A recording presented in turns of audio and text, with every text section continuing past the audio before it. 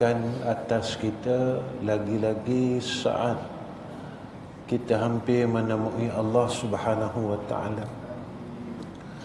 Kerana dalam satu hadis Nabi sebut, jika Allah Subhanahu wa taala mengasihi seseorang, maka diberikan kepadanya peluang untuk beramal saleh, iaitu saat pada akhir umurnya, semakin dia berada di ujung usia, diberikan kepada dia peluang untuk buat baik. Maknanya semakin umur dia meningkat, semakin dia menjadi orang yang soleh. Jadi kita ni tidak beberapa hari lagi akan menemui Ramadan. Sama ada Allah pilih kita menemui Ramadan atau tidak dipilih menemui Ramadan, kita tak ada siapa tahu. Cuma kita berharap supaya kita ni dipilih untuk menemui Ramadan. Kerana semuanya dalam takdir Tuhan. Umur kita dalam genggaman Allah. Hidup kita dalam genggaman Allah. Sebab itu tak ada siapa tahu. Kita cuma boleh berdoa dan berharap kepada Allah Ta'ala agar Allah memberikan kepada kita kebaikan demi kebaikan. Itu je harapan kita. Harapan kita Allah berikan kita kebaikan, dipelihara kita daripada segala perkara yang tidak baik dalam hidup ni, dunia dan akhirat. Muslimin muslimat yang dikasihi sekalian, bulan lepas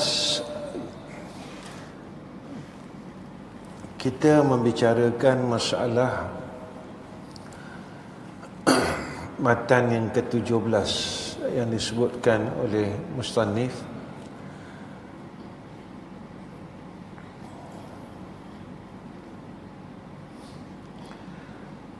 kisah tentang disebut oleh pengarang yang mana menceritakan tentang Syekh Abu Abbas pada ketika Syekh Abu Abbas ini mencita-cita hendak bertajrid dan meninggalkan apa yang telah diceburinya pada ilmu yang zahir. Apa dia tajrid ni tuan-tuan? Dalam hidup ni, dalam kita melalui dalam urusan kehidupan, ada dua keadaan. Satu dengan jalan asbab, dua dengan jalan tajrid. Jalan asbab ni apa? Jalan kita berniaga, bekerja, dengan jalan kita berusaha yang kita duduk buat selama ni. Dan ada golongan yang mereka ini telah duduk di dalam tempat tajrid. Tajrid ni apa? Mereka menerima rezeki itu tidak melalui jalan asbab ini. Mereka dah tak melalui jalan usaha. Mereka tak ada dah melalui jalan usaha, itu tak ada. Mereka tidak disibukkan dengan jalan usaha. Begitu kisahnya tentang ceritanya Imam Syafi'i dan gurunya. Imam Syafi'i menyatakan kepada gurunya bahawa untuk dapat rezeki ni kena melalui asbab. Lalu Imam Asy-Syafi'i dia minta izin kepada gurunya untuk mengambil upah dengan memetik anggur. Selesai petik anggur, maka dia dapat upah anggur tadi. Lalu dia berikan anggur ni tadi, dia menemui setelah dia dapat upah ni tadi. Lalu dia datang kepada gurunya menyatakan kalau nak dapat rezeki, kata kena lalui jalan asbab. Dan setelah dia bercakap dengan gurunya, lalu dia memberikan sebahagian upahnya kepada guru dia tadi. Maka guru dia tersenyum. Wahai Imam Syafi'i, benar tak apa yang aku katakan? Jika mana Allah meletakkan seseorang itu pada tempat tajrid itu, dengan tidak melalui jalan asbab, rezeki itu tetap akan ada. Imam Syafi'i kata, bagaimana wahai guruku? Aku tidak pergi mengambil upah di ladang anggur, di kebun anggur. Tetapi ketentuan Allah, rezeki untuk aku makan anggur telah ada. Dengan cara engkau telah menyampaikan dan memberikan anggur itu kepada aku. Jadi sebab itu, seseorang yang telah duduk pada tempat tajrid ini sebenarnya seseorang yang telah Allah bersihkan jiwanya. Yang mereka ni tadi sudah tidak ada terikat dengan urusan keduniaan. Mereka dah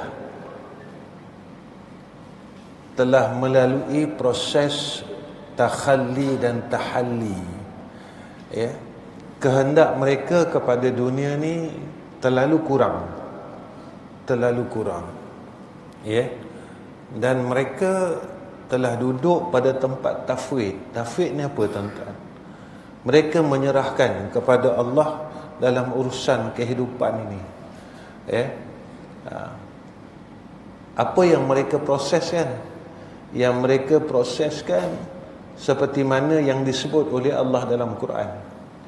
Wa may yattaqillaha yaj'al lahu makhraja wa yarzuqhu min haitsu la yahtasib. Wa may yatawakkal 'ala Allah fa huwa hasbuhu. Dan keperluan mereka cukup dan mereka serahkan kepada Allah sebenar-benarnya. Sebab apa? Sebab golongan tajrid ni, mereka ni tak pernah merungut. Tak ada rungutan. Mereka ni tak ada rungutan dalam hidup. Banyak pada mereka syukur dan sedikit pada mereka redha.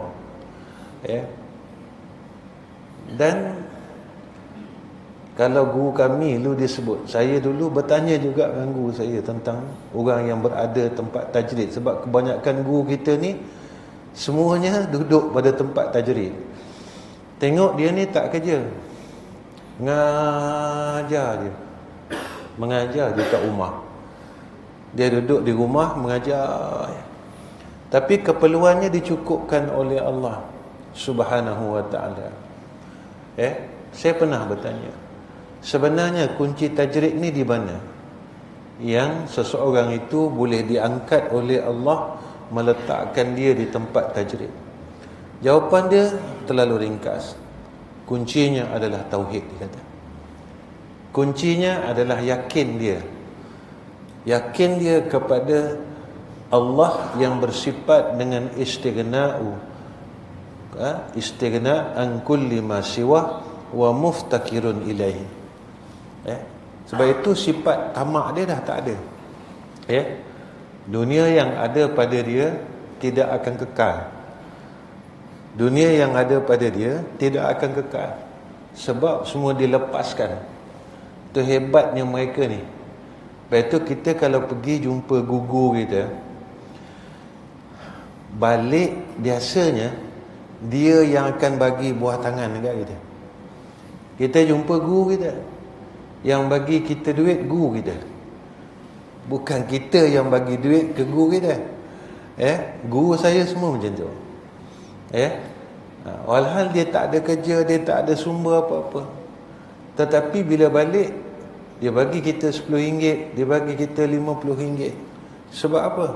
Sebab mereka ini, dunia tidak akan lekat pada jiwa dan pada tangan mereka. Itu hebat dia orang. Sebab apa mereka hebat? Sebab tauhid mereka hebat, keyakinan mereka hebat. Keyakinan mereka hebat. Sebab itu mereka ni bahagia. Kehidupan mereka cukup bahagia. Kerana apa? Kerana mereka bahagia itu bukan sebab dunia yang ada pada mereka, tetapi mereka mengawal akan dunia itu sendiri. Bukan sebab harta yang ada pada mereka, tetapi mereka yang mengawal harta itu, kerana harta itu tidak boleh mengawal mereka. Itu hebatnya mereka ni. Sebab itu mereka bahagia. Kerana apa mereka bahagia? Saatnya bahagia ni tuan-tuan, kata ulama, apabila seseorang itu tidak dikawal oleh nafsunya. Saat seseorang tidak dikawal oleh nafsunya, dia bahagia. Dia tak dikawal oleh nafsunya. Lepas itu kata ulama, orang yang bahagia ni orang yang tidak dikawal oleh nafsunya sendiri, iaitu nafsu ammarah dia. Kerana nafsu ni dia banyak kemahuan yang tidak bertepatan dengan agama. Lalu apabila ditanya, macam mana ni tadi, orang yang duduk pada tempat asbab ni nak mencita-cita untuk pergi kepada tajrim. Ni bahaya dia. Bahayanya apabila kita ini berbuat sesuatu bukan kerana Allah. Kita beramal sebab nak jadi tok wali. Bahaya ni. Ya. Kita beribadat sebab kerana dunia, cukup bahaya. Saat kita berbuat satu perkara bukan kerana Allah Ta'ala, ketika perkara itu kita tak dapat, kita akan kecewa dan kita akan berhenti di situ. Selalu saya pesan dengan diri saya lah, jalan ke syurga ni sakit, jalan ke syurga ni susah. Sebab itu jika kita ingin sesuatu yang selain daripada keredaan Allah, perkara itu kita tak dapat, kita akan tinggalkan perkara tersebut. Kita buat suatu perkara, kita berkawan sebab selain dari Allah. Apa yang kita hajatkan pada kawan kita tak dapat, kita akan tinggalkan kawan kita tu. Tapi kalau kita berkawan dan bersahabat kerana Allah, maka kita akan terus bersahabat sehingga ke syurga Allah. Kalau kita buat kerana dunia, benda kita buat ni, buat dunia tak dapat, buat dunia tak dapat, kita akan bosan, kita akan berhenti, kita akan mengalah. Tetapi kalau kita buat kerana pemilik dunia ni, dan kita terlupa kerana yang memiliki dunia ni adalah Allah, dan Allah sekali-kali tidak akan pernah meninggalkan akan hamba-Nya yang ikhlas kepadanya. Sebab itu kenapa kita tengok guru kita dulu, dia tak pernah penat. Tak pernah penat. Walaupun mereka tak pernah dapat apa-apa habuan sekalipun, kenapa mereka terus tak penat? Sampai sakit mereka itu kerana agama. Kita sakit kerana dunia, bekerja bertungkus lumus kerana dunia lalu sakit. Tetapi masyaikh-masyaikh kita, mereka sakit kerana agama. Mereka sakit sebab terlalu banyak mengajar. Mereka sakit kerana terlalu banyak memikirkan hal umat ini tadi. Tapi mereka terus, walaupun mereka tidak dipuja, tidak dipuji, tidak dipandang, tidak ada habuan dunia atas mereka. Sebab apa? Mereka melihat akan pemilik alam ini, iaitu Allah. Itu hebatnya dia orang. Sebab pandangan mereka, pandangan mereka ini yang dikatakan musyahadah. Musyahadah ni tadi, ini yang juga disebut muraqabah. Muraqabah. Sentiasa Sebab itu dalam perjalanan ni, 4 mim ni jangan tinggal. Mu'ahadah. Apa dia tuan-tuan? Ingat perjanjian kita dengan Tuhan. Ingat perjanjian kita dengan Tuhan. Alastu bi rabbikum qalu bala syahidna.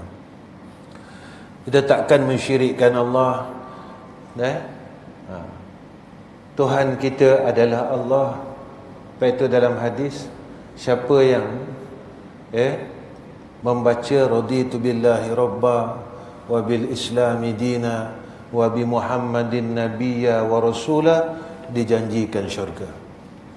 Kenapa? Sebab mereka yang istiqamah dengan perkara ni.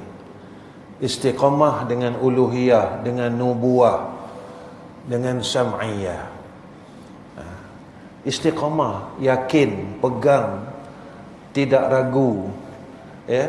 Sebab itu diberikan syurga oleh Allah.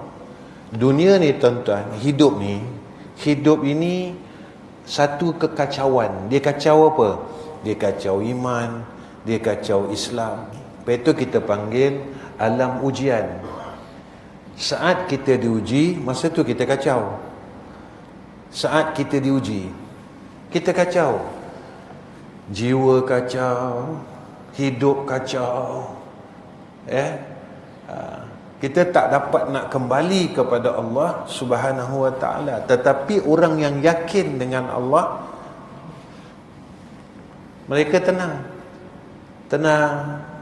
Mereka kembali kepada Allah Subhanahu wa ta'ala. Kedua, mim yang kedua, mujahadah. Kena terus proses ini. Kerana apa? Kerana selagi kita tak mati, kita kena terus lawan hawa nafsu ni. Terus mujahadah. Terus kita lawan diri kita yang tak mahu balik kepada Allah. Kenapa tak mahu? Sebab diri kita tak selesai. Diri kita tak bersih. Diri kita kacau. Tak bersih, tak selesai. Sebab itu dalam kepala kita ni banyak perkara yang kita fikirkan. Saya pernah tanya diri saya, bila saya fikir mati?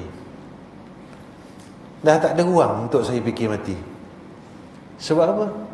Sebab saya fikir keluarga, saya fikir kerja, saya fikir duit, saya fikir hidup, saya fikir. Sebab itu bila kita mati, kita terkejut. Sebab tak ada ruang langsung dah. Tak ada ruang. Kita fikir nak selesaikan masalah, kita fikir sampai tak ada ruang untuk kita fikir tentang akhirat. Sebab apa? Sebab fikiran kita ni penuh. Fikiran kita terlalu penuh dengan perkara yang selain daripada Allah dan Rasul. Penuh. Lepas itu bila kita menemui kematian, kita akan terkejut.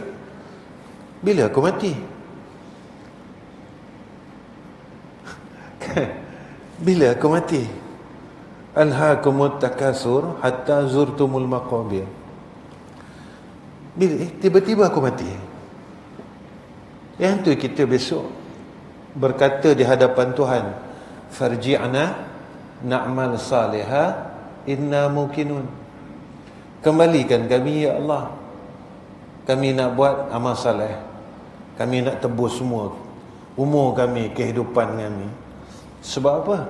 Sebab di dalam kepala kita, dalam akal fikiran kita dah tak ada ruang. Langsung tak ada ruang. Dan inilah yang kita lalui selama ni. Bila kita nak kembali kepada fitrah, itu kita kena tanya diri kita lah. Bila aku nak kembali kepada fitrah? Bila? Dan kita kena bertanya terus. Dan yang ketiga, muraqabah. Mim yang ketiga, muraqabah. Sentiasa kita istiqamah di dalam penyaksian kita. Dipandang, memandang. Perkataan yang mudah untuk kita faham, musyahadah ni, kita tak lupa Tuhan. Sentiasa kita ingat dia. Sentiasa dalam semua perkara kita ingat dia. Dalam mendapat nikmat kita ingat dia. Dalam menerima ujian kita ingat dia. Dalam kita hidup ni kita ingat dia. Aku dah umur macam ni dan aku dah habiskan umur aku ni untuk kehidupan ini terlalu banyak.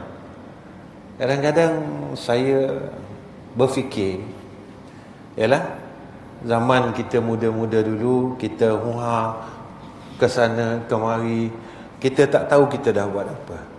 Tapi sayangnya saat kita tua ni pun kita buat perkara yang sama. Masa muda dulu kita dah habiskan benda yang sama. Tetapi diri kita tak pernah puas dengan hidup ni. Dan tak pernah puas. Sehingga kan waktu tua kita pun kita buat perkara yang sama juga. Kita habiskan kadang-kala berhari-hari ke sana, kemari, ke situ. Kenapa kita tak habiskan ke rumah Allah Ta'ala, ke majlis ilmu, duduk di tempat halakah zikir untuk menebus masa silam kita, umur yang kita telah sia-siakan? Apakah peringatan demi peringatan yang Allah beri kepada kita langsung tak memberikan kesedaran dalam hidup kita? Kadang-kadang kita diuji kan dengan kesusahan, kita balik pada Tuhan. Setelah kesusahan itu mula reda dalam hidup kita, kita lupa balik. Allah beri kita ujian sakit yang sehingga diambang kematian. Setelah kita sihat, kita lupa balik dan kita ulang juga kehidupan yang sama. Seolah-olah pengajaran daripada Allah tidak memberi kesan dalam hati kita. Ya, itulah kadang-kadang menjadikan kita bingung. Siapa aku ni sebenarnya? Siapa aku ni? Dan apa keadaan aku ni sebenarnya pada sisi Tuhan? Dan yang keempat, iaitu muhasabah. Sentiasa muhasabah diri kita. Selalu muhasabah. Muhasabah dan terus muhasabah. Terus mengira-ngira diri aku ni, agar kita ni tidak lalai, agar kita ni tadi tidak lari daripada jalan yang sepatutnya.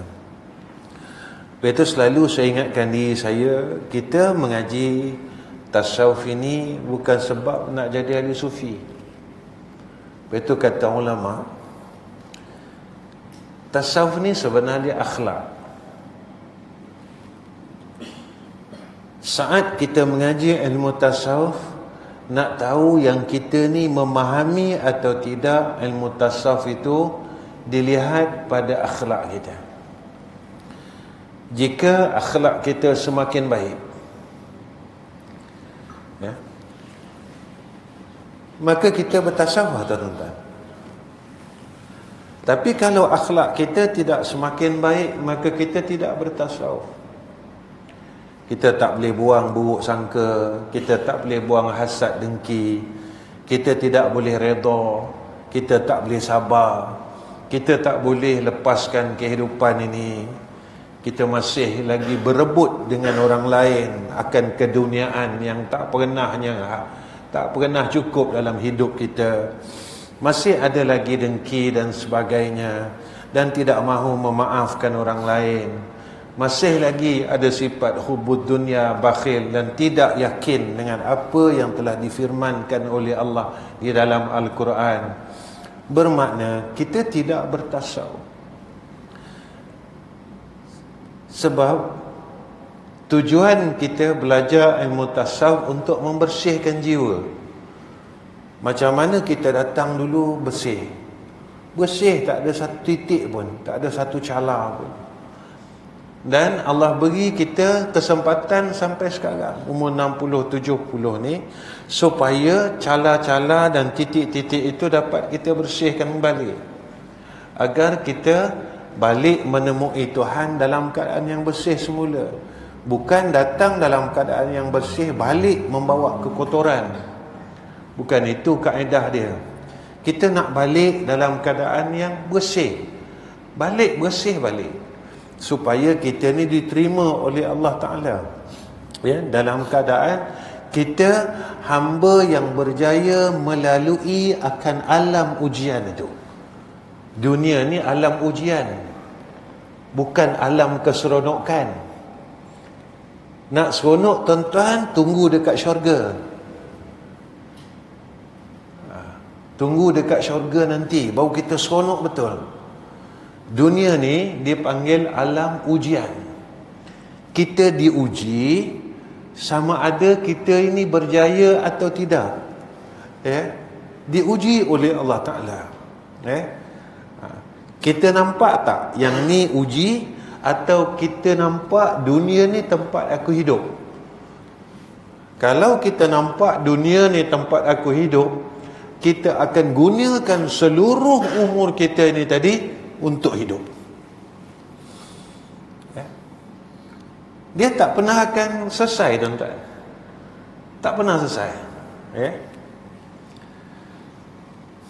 Dan inilah, kata musannif, segala natijah ilmu pada Allah Ta'ala dan makrifah rububiyah.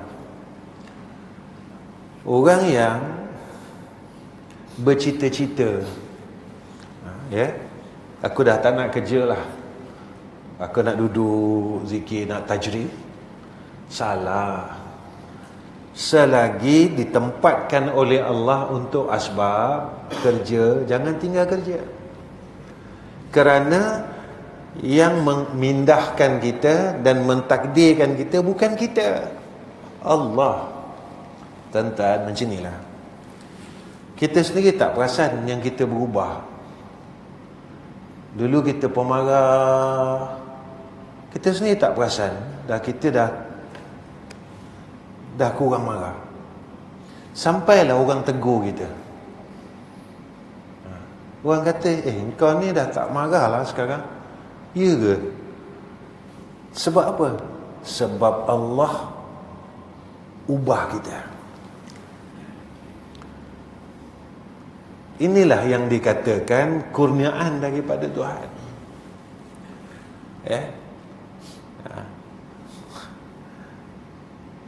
Sebab itu tanda orang yang Allah sayang ni, Allah ubah dia. Tanda Allah sayang. Tapi kalau kita makin mengaji, itu yang saya selalu sebut, ilmu ni tuan-tuan cahaya. Tapi kalau kita duduk dalam cahaya, kita tak boleh terang, makna ada masalah. Ilmu ni karomah. Kalau kita duduk dalam kemuliaan tapi kita tak dapat kemuliaan, ada masalah. Kita selidik. Masalahnya di mana? Ini yang dikatakan muhasabah. Muhasabah. Sebab buah ilmu ni tadi akhlak, buah amal akhlak. Jadi kenapa aku tak berubah? Kenapa aku tak berubah? Walaupun aku duduk dengan orang soleh, aku selalu ada di tempat majlis orang soleh, aku berada di kawasan orang soleh, kenapa aku tidak berubah? Yang ini selalu kena tanya.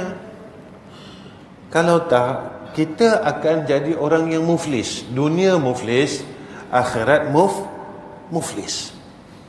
Dunia akhirat muflis.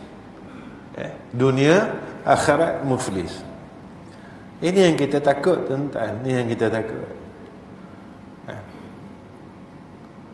Kita dunia tak dapat, akhirat tak dapat.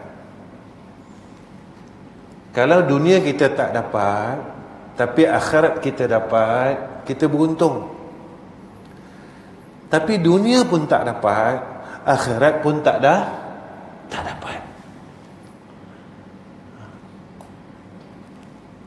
Dua-dua kita hilang, tuan-tuan. Dua-dua kita gagal. Di dunia gagal, di akhirat gagal. Maka jika ia marah kepada hal itu, dan dia ingin berpindah daripadanya, dia nak pindah, dia nak tajdid juga, aku nak macam ni juga, tu kadang-kadang saya selalu nasihat kawan-kawan, bulan depan Ramadan, 10 akhir Ramadan, jangan kejar Lailatul Qadar. Kenapa saya tidur masjid? Kenapa saya qiyamul lail? Aku hanya ingin keredaan Allah. Bukan yang aku cari itu Lailatul Qadar. Kerana Lailatul Qadar itu anugerah. Saat kita berbuat satu perkara dan kita tidak mendapatkannya, kita akan kecewa. Dan Allah kurniakan perkara yang sebesar-besar anugerah itu pada hamba-Nya yang ikhlas kepada Allah. Allah bagi kepada orang ikhlas, tuan-tuan. Sebab itu nak dapat ikhlas ni susah. Mengaji ikhlas susah. Macam saya mengajar, ikhlas susah. Nak bentuk ni, nak bentuk, tuan-tuan, nak bentuk ni, diri kita ni susah, terlalu susah. Kena melalui proses-prosesnya, kena berkorban, baru kita dapat kemanisan itu, perjalanan itu.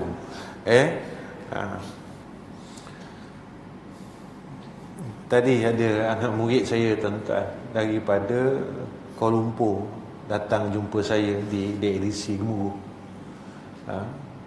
Dia mengaji dengan saya waktu saya garang dulu.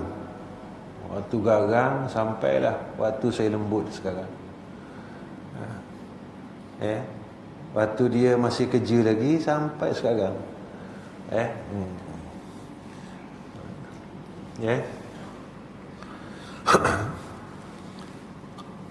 Datang jumpa saya tadi di Gemuruh. Saya cerita dengan dia, kerja agama ni bukan senang. Saya cerita dengan dia, ni sekadar kongsi je lah, tuan-tuan.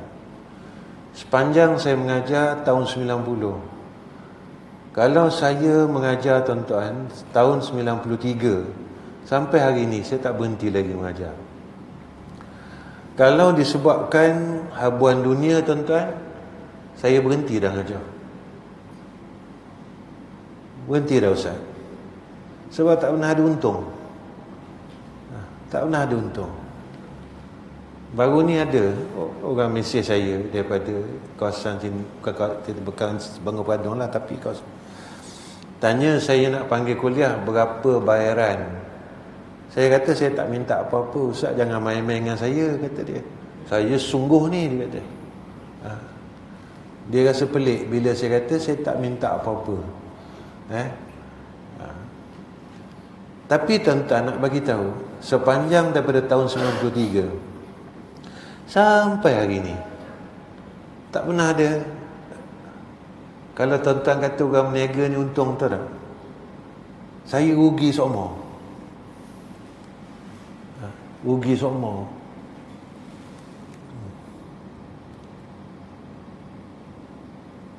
Tapi pada Allah mustahil lah, tuan-tuan. Tak. Sampai hari ni Allah benarkan lagi saya mengajar di masjid-masjid. Itu kadang-kadang saya menangis, tuan-tuan. Kalaulah dikatakan segala perkara ni berjalan dengan dunia, tak ada dunia tak boleh, saya terus terang saya mengaku, saya melaluinya puluhan tahun. Saya melaluinya puluhan tahun. Saya melalui, tuan-tuan, puluhan tahun. Bukan setahun, 2 tahun. Puluhan tahun saya lalui. Saya lalu, tuan-tuan. Dan inilah hebatnya Allah. Betul yang apa difirmankan oleh Allah dalam Al-Quran. Wa may yatawakkal 'ala Allah fa huwa hasbuh.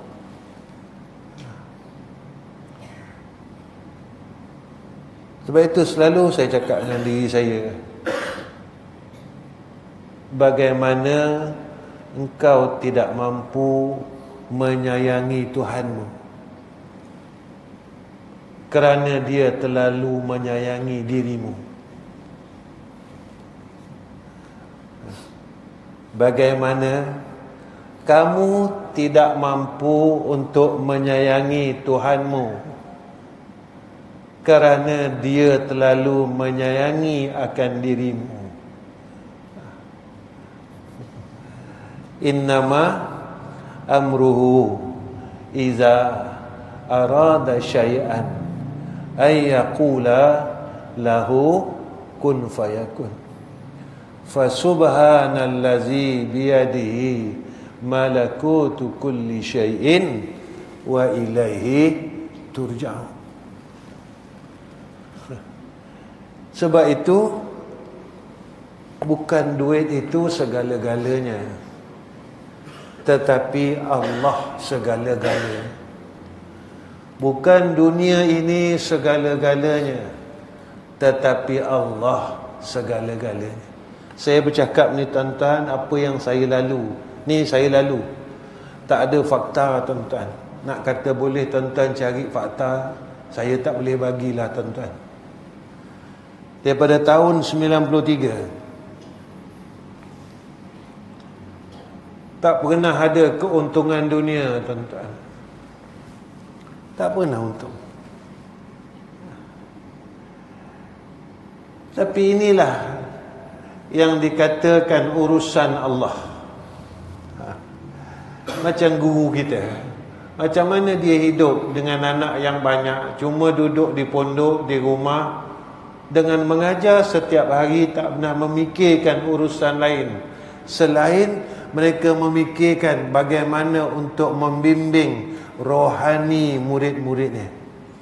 Bukan jasmani, tapi mereka membimbing rohani murid-murid dia. Mereka nak murid dia jadi baik, mereka nak murid dia mereka ini berakhlak yang baik, mereka dapat khusyuk, ditunjukkan jalan untuk menuju kepada Allah, jalan kepada syurga. Guru kita tidak menunjukkan jalan berniaga. Guru kita, dia tak tunjukkan jalan bagaimana untuk maju dengan dunia, tetapi mereka tunjukkan saat engkau mempunyai dunia, maka engkau bahagia dan engkau tenang. Dia tunjuk jalan tu, ya. Dia tunjuk kepada kita, ya. Dan ingin mengadakan yang lain daripada yang telah dinyatakannya oleh Allah Ta'ala. Lalu kita ni tadi mengikut hawa nafsu kita. Kita tidak mau mengikut akan aturan Tuhan, tak nak ikut aturan Allah Ta'ala, maka sesungguhnya ia telah sampai kepada kesudahan jahil pada Tuhan ni. Dia tak kenal Tuhan ni. Dia tak kenal siapa yang mentadbir diri dia. Dia tak kenal siapa diri dia. Dia tak kenal siapa yang memegang hidup dia. Dia tak kenal siapa yang memegang hatinya. Lepas itu ketika itu dia jahil dengan Tuhan dia. Datang sifat sombong, datang sifat angkuh, datang sifat tak puas hati, datang sifat untuk genggam dan peluk dunia ni, dan dia lupa dengan Allah Rabbul Izzah. Dia lupa. Allah letakkan kita depan kita ni. Engkau pilih ni ke engkau pilih aku?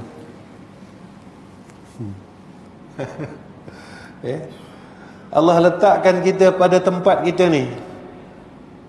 Engkau lupa ke yang letak engkau di tempat ini? Allah. Dan jahil adabnya dalam hadrah Tuhannya Azza wa Jal. Itu saat dia menerima nikmat, dia lupa bersyukur kepada Allah. Dia sangka ini hasil titik peluh dia. Dia lupa, inilah usaha saya 30-40 tahun. Dia lupa Bila dia ingat yang ini anugerah daripada Tuhan, bila masa Tuhan ambil balik, masa tu baru dia balik pada Tuhan. Tapi perangai manusia ni, saat dia kembali baik semula, dia lupa balik. Dia lupa balik. Dia diuji oleh Allah Ta'ala, diingat. Bila dia kembali elok, dia kembali selesai, dia lupa balik. Sebenarnya masalahnya duduk mana? Masalahnya duduk di qalbun ini. Masalahnya duduk di hati nurani ini. Masalahnya duduk di jiwa yang tak pernah selesai. Sini sebenarnya. Sini. Mata hati yang buta. Di sini. Walaupun dia melalui perkara tu berkali-kali, kita lalui masalah, kesusahan bukan sekali, berkali-kali. Dan masalah itu diselesaikan oleh Allah bukan sekali, berkali-kali. Walaupun berkali-kali, kita tidak mengambil pengajaran, tak mengambil ibrah. Sebab apa? Sebab hati ni dah keras, mata hati ni dah buta. Walaupun diberi peringatan bermacam-macam, kita akan kembali semula dengan perangai asal kita. Kalau nak tahu siapa kita saat kita senang, kalau nak tahu siapa kita saat kita sihat, kalau nak tahu siapa kita saat kita tak ada masalah, kalau nak tahu siapa kita saat kita tidak diuji oleh Allah. Tapi saat kita diuji, masa tu baru kita balik pada Tuhan. Ya Allah, Ya Allah, Ya Allah, Ya Allah.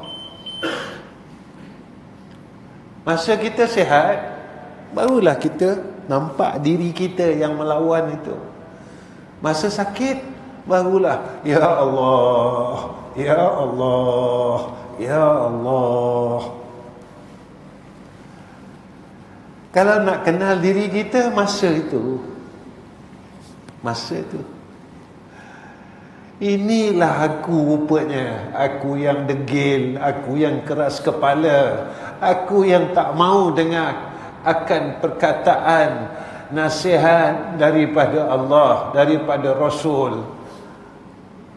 Rupanya itulah kita, tuan-tuan. Jangan tengok sekarang. Kalau tengok sekarang tak nampak. Ya.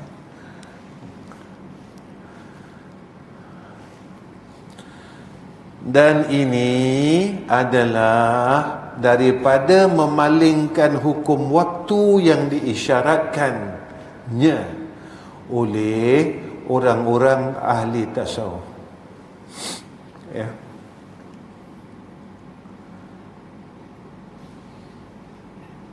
Golongan ini golongan yang tak ikut aturan.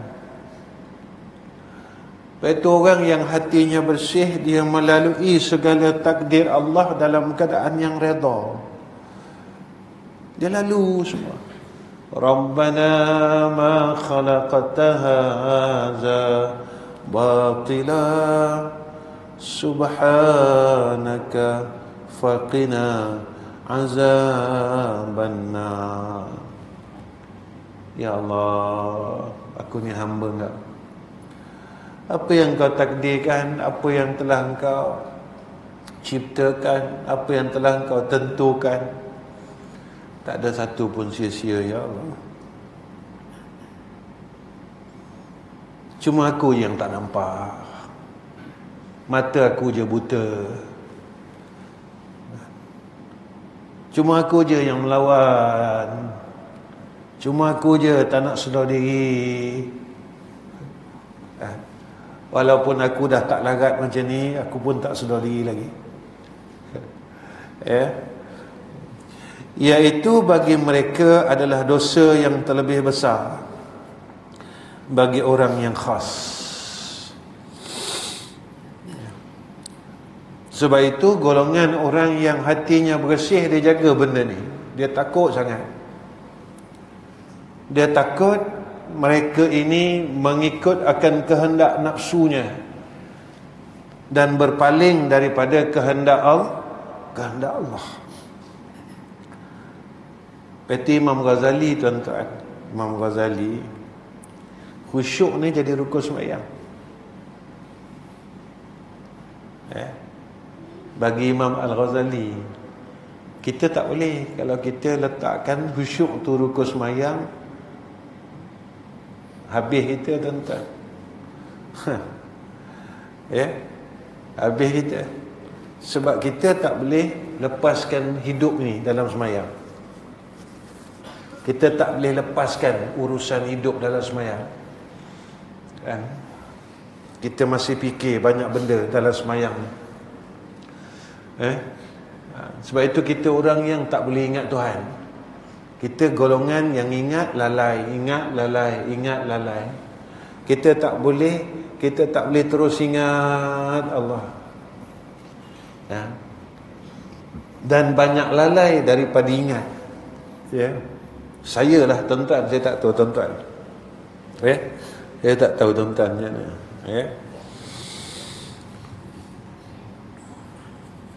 Maka yang wajib atas hamba itu menyerahkan kepada hukum Allah dalam waktu demikian itu. Serah dengan Tuhan.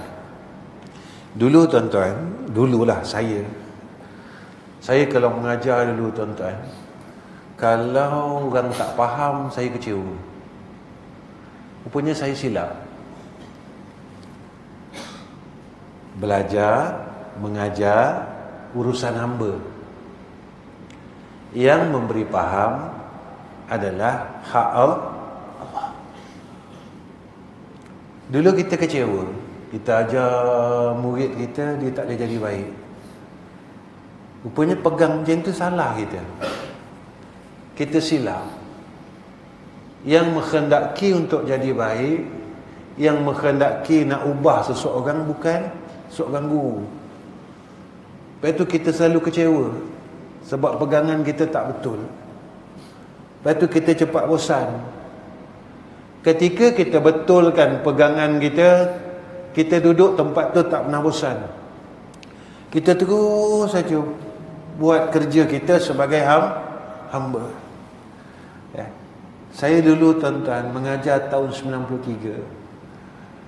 Surau tu, tuan-tuan, ada 5 orang. Tadi saya cerita balik dengan murid saya. Masa tu, tuan-tuan, duit minyak orang surau bagi masjid surau RM20, Ustaz. RM20. Setiap kali saya datang RM20. Masa tu saya pakai kereta tahun 93. RM20. Saya ngajar situ 25 tahun. Daripada 5 orang. Sampailah surau tu penuh. Saya tak pernah berhenti. Sampai jamaah surau tu kesian dengan saya. Kesian dekat ustaz kami 5 orang. Saya kata, ini aturan Tuhan. Ini aturan Allah.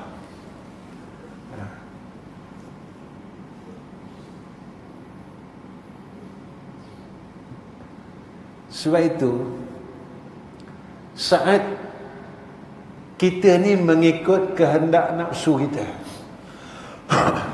kita kecewa, Ustaz. Tetapi kita mengikut aturan daripada Allah, kita takkan pernah kecewa. Takkan pernah kecewa. Kenapa tak pernah kecewa? Sebab apa? Allah tentukan kepada kita duduk tempat yang baik itu adalah satu anugerah. Satu anugerah daripada Allah. Seumpama Ramadan. Ada orang yang Allah pilih dalam bulan Ramadan, tetapi Allah tidak pilih untuk ia menerima tarbiyah Ramadan. Lalulah puluhan tahun Ramadan, dia tetap tak berubah. Berpuasalah setiap tahun, dia tetap tak boleh berubah. Minta maaflah berkali-kali, dia tetap melakukan kesalahan yang sama. Baca Quranlah tadarus setiap bulan, mulutnya tak pernah berhenti untuk mengumpat dan memaki orang lain. Ucaplah Allahumma innaka afun karim tuhibbul afwa fa'fu anna. Perkataan itu tidak pernah mengajar untuk dia rasa bersalah dalam hidup dia dengan kesalahan dan dosa yang dia buat selama ni. Walaupun diajar dalam tiap-tiap Ramadan, Allahumma innaka afun karim tuhibbul afwa fa'fu anna wa an walidina وعن جميع المسلمين والمسلمات والمؤمنين والمؤمنات الأحياء منهم والأموات. Kita dengar banyakkan Allahumma innaka afun karim tuhibbul afwa fa'fu anna. Maka perkataan itu tak pernah mengajar kita untuk jadi orang yang rasa bersalah. Sebulan Allah ajar kita, sebulan tasbih tak pernah tinggal, tuan-tuan. Tasbih tak pernah tinggal. Allahumma innaka afun karim tuhibbul afwa fa'fu anna. Allahumma innaka afun karim tuhibbul afwa fa'fu anna. Tapi kalimat tu dia tak pernah ajar kita. Kita tak dapat pengajaran daripada kalimat itu. Ya Allah, aku rasa bersalah.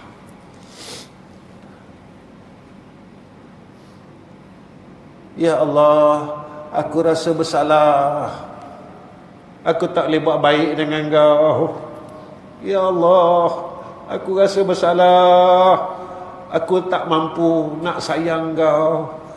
Ya Allah, aku rasa bersalah sebab aku buat salah yang berulang-ulang dalam hidup. Ya Allah, aku rasa bersalah. Aku tak mampu bersyukur dengan semua nikmat yang kau bagi. Ya Allah, aku rasa bersalah. Aku tak boleh jadi hamba yang baik sampai hari ini, sampai umur sekarang. Jatuh bangun itu adalah fitrah. Jatuh bangun. Kita mengaji ni, tuan-tuan. Kita mengaji ni bukan nak jadi alim, tak, tuan-tuan. Tak sempat. Bukan nak jadi tok guru, bukan nak jadi ustaz. Kita nak jadi hamba Allah.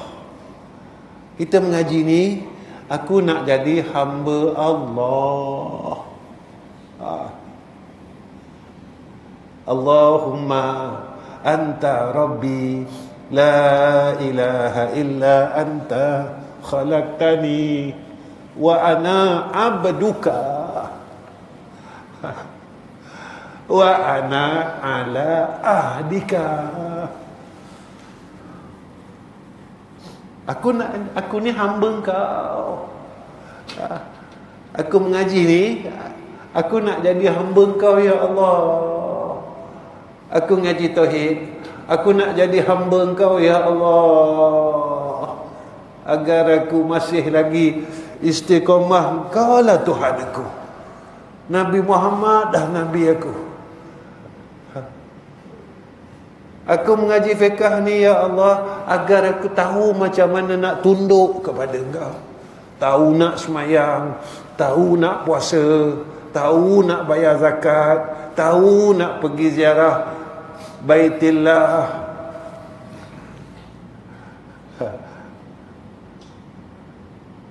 Ini yang kita mengaji sebab nak jadi hamba, bukan nak jadi alim. Ya. Kan saya tanya diri saya, berapa lama saya mengaji? Aku dah jadi hamba belum? Aku dah boleh tunduk belum kepada Allah? Tapi kalau saya mengaji, mengajar, saya tak boleh tunduk dengan Tuhan. Macam pokok padi, tuan-tuan. Pokok padi, tengok buah banyak, Ustaz. Rupa bila kita tuai-tuai, kosong. Patut padi ni dia tak tunduk. Sebab apa? Dia kosong. Tapi padi yang isi dia penuh, dia tunduk. Makin dia banyak padi dia, makin dia tunduk. Rupanya bukan makin banyak padinya, makin dia tegak. Sebab apa? Apa yang ada pada aku sekarang? Aku tahu itu, tahu ini. Aku boleh baca Quran, aku boleh sembahyang malam, aku boleh puasa sunat, aku boleh tenang. Anugerah daripada Engkau, ya Allah. Marah aku dah tak banyak. Engkau dah ubah aku banyak dalam hidup ni, ya Allah. Terima kasih. Saat kita sentiasa sedar, masa itulah bila Allah panggil kita, kita seronok. Saat kita nampak perkara ni, saat Allah jemput kita, kita seronok. Wahai Ahmad Rizal Ghazali, masa kau nak balik jumpa Tuhan dah dekat. Kalau kita nampak semua benda dan kita tidak ditipu dengan alam fitnah ini, maka kita akan tersenyum. Itu mati itu menyeronokkan.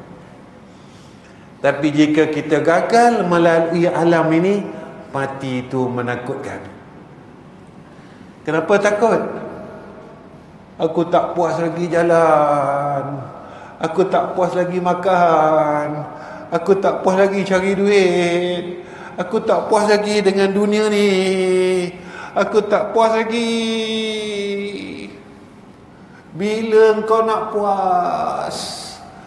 Bila engkau nak berakhir? Bila engkau nak rasa puas? Rupanya kita dah lama ditipu. Kerana zaman kepuasan itu akan berlaku, zaman rasa seronok itu akan berlaku di dalam syurga Tuhan.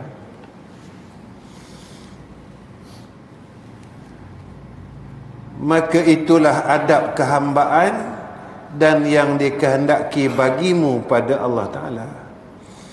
Inilah adab kita dengan Tuhan. Dan inilah salah satu dari segala makna lafaz waktu dalam istilah mereka. Ya. Jadi setakat ni je tuan-tuan. Ya, setakat ni je pertemuan kita. Ya. Jadi proses hati ni susah. Susah kan? Rupanya nak jadi orang baik ni susah. Bukan senang. Nak jadi orang baik ni susah. Bukan senang. Perlunya mujahadah tanpa berhenti. Mujahadah terus sampai berhenti.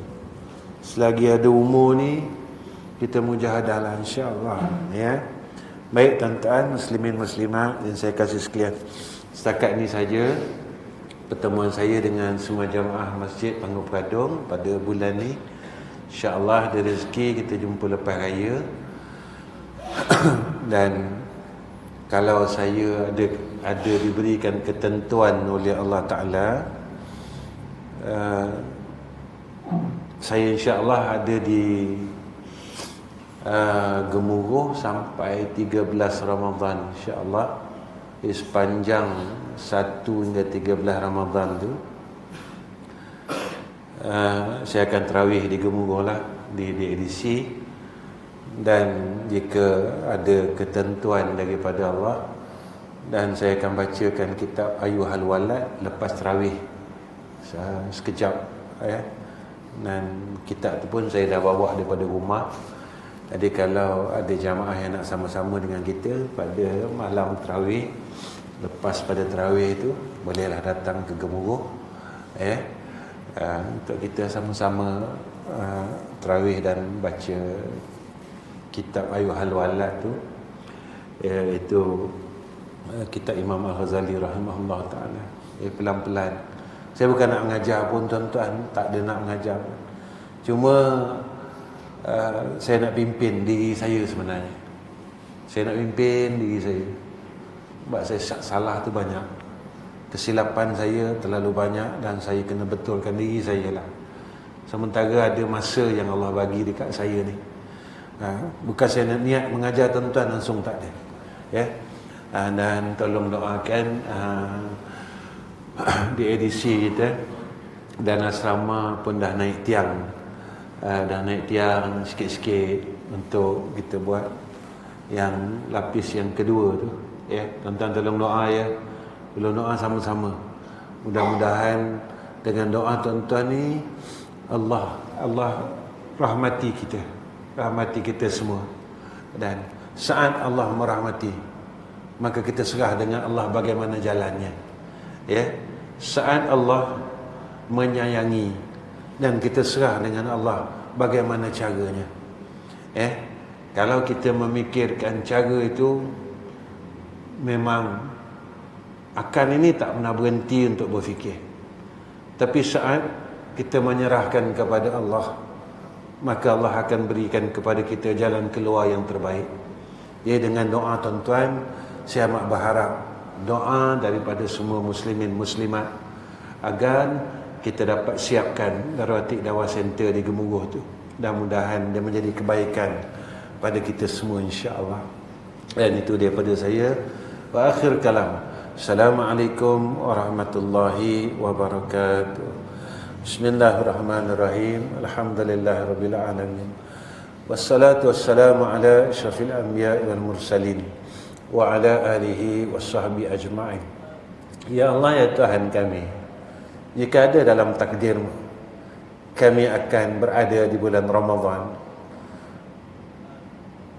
maka kurniakan atas kami akan Ramadan tahun ini ya Allah dengan penuh dengan keberkatan, dan kami dapat berbuat kebaikan, dan mudahkan urusan ibadat kami ya Allah dalam bulan Ramadan pada tahun ini.